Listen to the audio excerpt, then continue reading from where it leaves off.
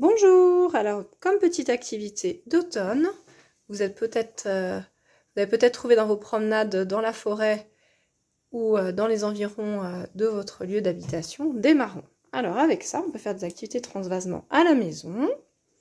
C'est tout simple, alors l'idéal pour l'enfant c'est de lui proposer un plateau pour avoir un cadre pour son activité. Moi j'ai utilisé le couvercle d'une grande boîte à chaussures, c'est pratique aussi. Donc Hortense, elle va transvaser déjà les marrons dans les petites boîtes. Déjà, ça fait un moyen de transvasement qui est assez amusant.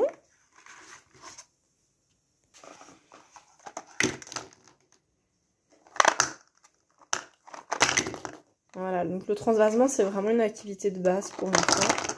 Remplir, vider, tester ses gestes. Voilà, les marrons, c'est vraiment pratique pour ça parce que c'est gros, c'est amusant, on en trouve facilement. Voilà. Alors avec des cuillères en plastique, là on a des cuillères assez marrantes.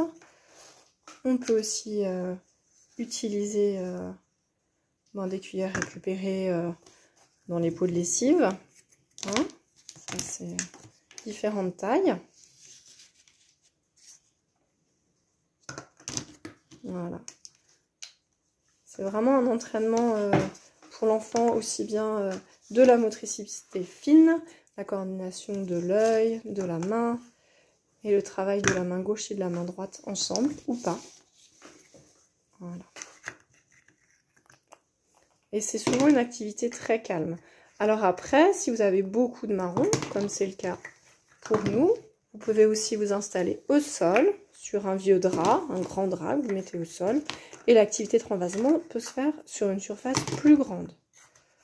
Voilà, même si ça roule, ça se rattrape facilement un peu à droite à gauche. Quand on est à la maison, on cherche un peu toutes les idées.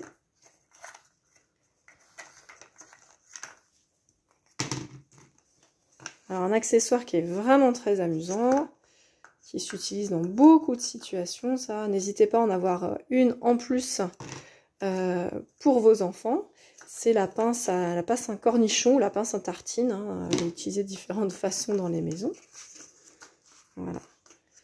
Le travail des doigts ensemble, de façon coordonnée, c'est vraiment des apprentissages qui se font tout petits. Alors les plus jeunes, là, Hortense elle est grande, mais les plus jeunes vont peut-être utiliser à deux mains la pince ou essayer de mettre le marron dans la pince.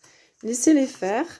Ils apprennent, ils expérimentent, ils ont besoin de temps pour comprendre comment fonctionne l'objet et trouver la façon la plus efficace d'utiliser les différents accessoires. C'est pas toujours approprié, mais plus ils feront d'expérience, plus ils se tromperont et plus ils s'amélioreront en fait par la suite. Voilà. Et la motivation à chercher est aussi très importante. Hein.